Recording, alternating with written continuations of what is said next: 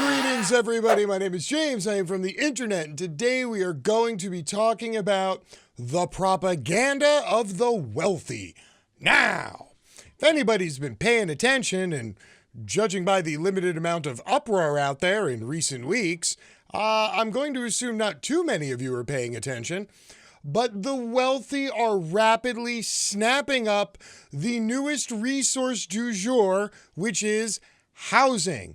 You know, they've already cornered most of the other resource markets, and now they're moving into secondary markets. And for the last couple of years, I have been ringing the bell. I've been on the top of the mountain screaming, at the top of my lungs, begging people to pay attention, as legacy media outlets like CNN and MSNBC were running story after story over the last 2 years, trying to paint landlords as all being sweet elderly people who were just landlording because they needed the money in their retirement, and that we should pity the landlords, especially during this crisis where renters don't have jobs. We should pity the landlords. And this has been going on for years, and people have been buying it. And finally, last week, a whole bunch of other information came out, and wealthy people essentially stood up and took ownership and said, hey, we have been investing billions of dollars every quarter, buying up all of these single-family homes and turning them into investment properties.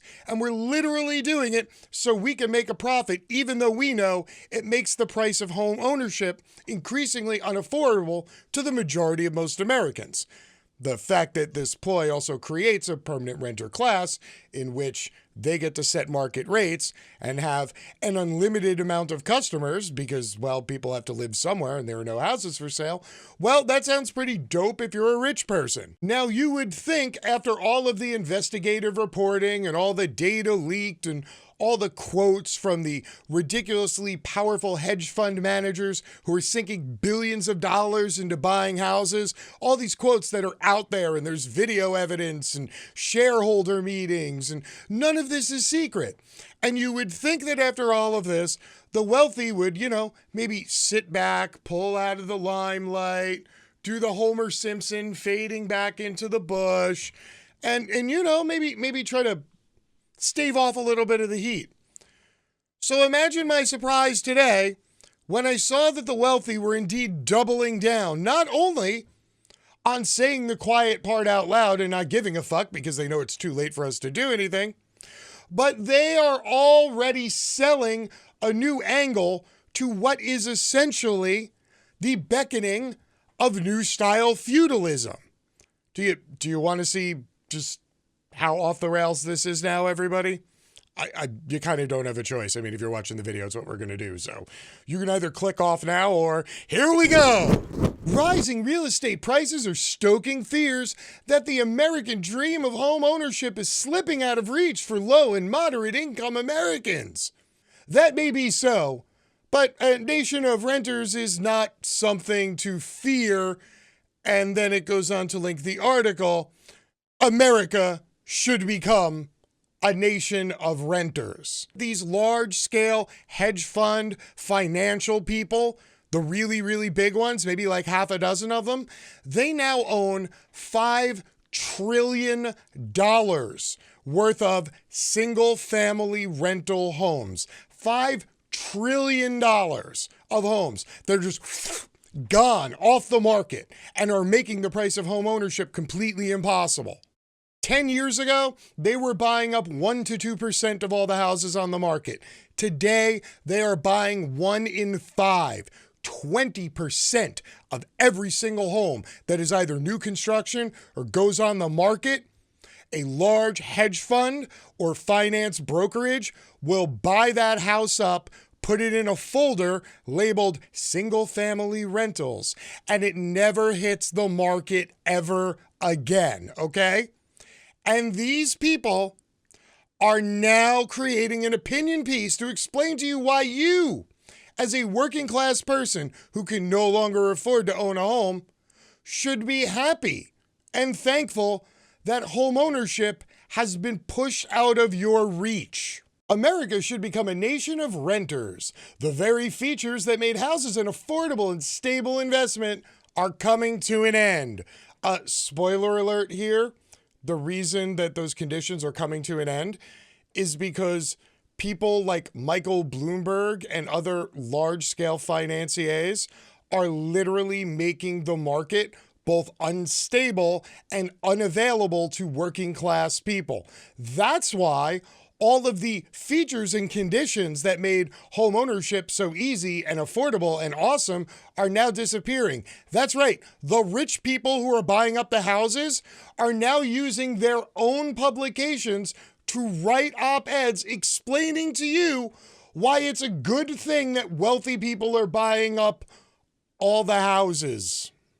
Rising real estate prices are stoking fears that home ownership, long considered a core component of the American dream, is slipping out of reach for low and moderate income Americans. That may be so, but a nation of renters is not something to fear. In fact, it's the opposite. We should be cheering. Huzzah! Feudalism! The numbers paint a stark picture. After peaking at 69% in 2004, the home ownership rate fell every year until 2016, when it was 64.3%, its lowest level since the Census Bureau started keeping track in 1984. The rate rebounded in Donald Trump's presidency, hitting 66% in 2020. But that trend is likely to be arrested by a housing market that is desperately short on supply because of wealthy people buying up all the houses, and seeing month-over-month price increases greater than they were in the frenzied market of 2006, because all the wealthy people are fighting over the houses with each other.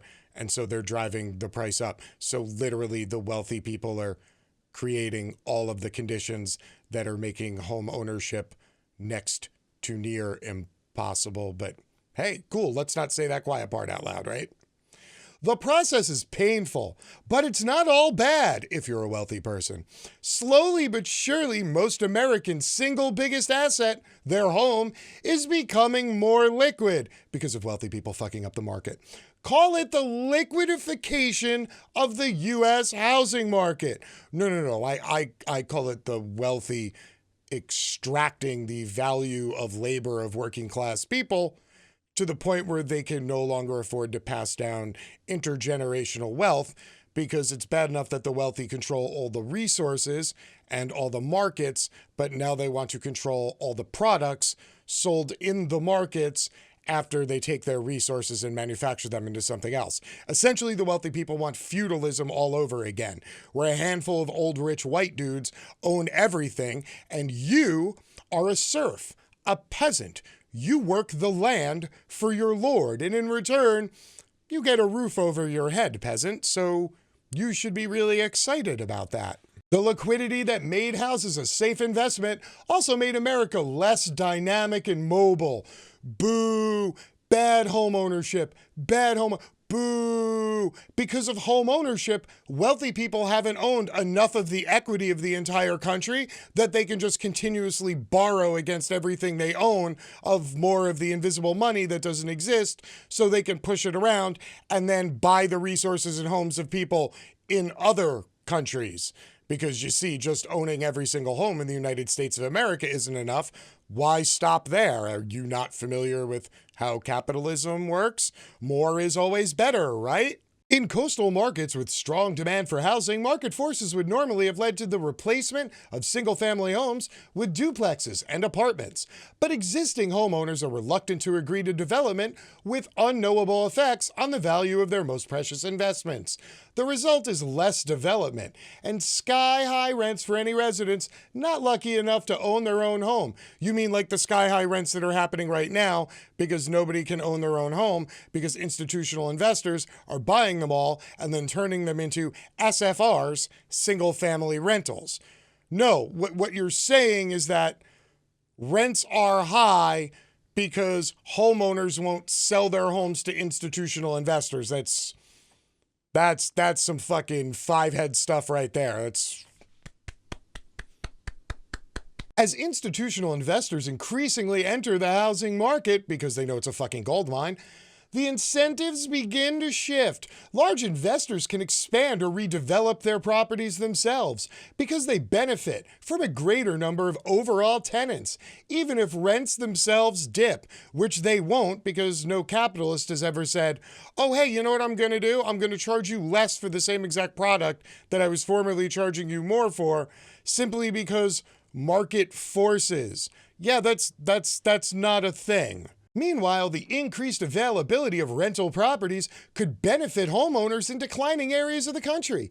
They frequently can't move to more prosperous areas because they can't sell their homes for nearly enough to buy a new place somewhere else. That's because they live in markets with a low enough population density that all the fucking financiers haven't flown in and started jacking up the rates of all the houses by buying them all yet. So, here you go. If you want to avoid all these fucking jackals, you just have to move 5 hours outside of a decent-sized town, and you'll be fine. The jackals will avoid you because they can't come up with a way to make your home profitable enough that they have decided to make your home their home. In an economy with more rentals, however, people could afford to try a new place for a few years without the commitment of a mortgage or a down payment. That's right. People who live in economically depressed areas or in rural communities who couldn't possibly get enough money to sell their house and then move to a big city with expensive houses, well, surely they could afford to just zip off to any one of these towns or cities anywhere and just,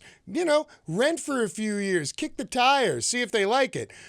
Because they don't have a lot of money, but somehow they can afford the thousands of dollars required to take all your belongings, move them across country, put down first month, last month, security deposits, all the utility deposits, then pay to have all the utilities turned on in a new city just to, check it out. Also, they don't have a lot of money because they can't sell their own home, but surely they can afford to just taste the local flavor by renting for a few years. You can tell that the people writing these articles are writing them from the point of view of somebody who has like millions of dollars and owns their own home, right? Like these people have no concept of what it's like to be poor or to be a struggling homeowner. They only know what it is to own a home outright and also to own your home outright. A nation of renters could lead to a world where location decisions are driven far more by personal preference and life cycle demands. The life cycle, the one where you have to work 9 million hours a week to pay your rent because you can't afford to buy a house that has a much lower cost involved. Yeah, by the way, for anybody out there who's a lifetime renter, you should really see how much mortgages cost and then look at how much your rent costs. And then you are going to realize that buying a house costs less per month than renting a small apartment. Also, you get to keep all the equity. The wealthy people know that. That's why they're trying to buy all the houses so that they have all the equity and you have none, because it's much easier to turn people into serfs and peasants. Younger workers might prefer the excitement of the city. Ow! A couple just starting a family could reunite with their parents or siblings in a small town. Hey, but you know what they can't do? Buy a fucking house. The US is not quite there yet, and not just because too many people are chasing too few apartments. To see the US as a nation of renters requires a revision of the American dream of home ownership. This country was always more about new frontiers than comfortable settlements anyway. What? What? I'm sorry, to see the U.S. as a nation of renters requires a revision of the American dream of home ownership. That's it, right there. That's the sentence. The wealthy are telling you that the American dream is dead because they bought it off for pennies on the dollar and they're not going to sell it back to you. That's it. They're literally telling you, get fucking used to it.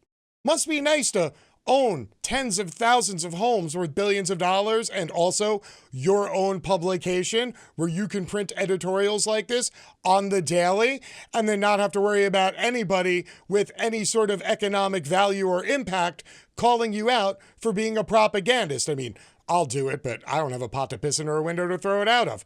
But this is wholesale elitist propaganda trying to, soften the blow when you go splat into the wall of feudalism. So there you go, people. The mask is off and they're not hiding. They know that you know they are buying up the last possible thing that makes it somewhat bearable and somewhat believable that a working class person can grind and then pass down wealth to the next generation so that over time their children's children can be safe and comfortable and have a nest egg and have a home.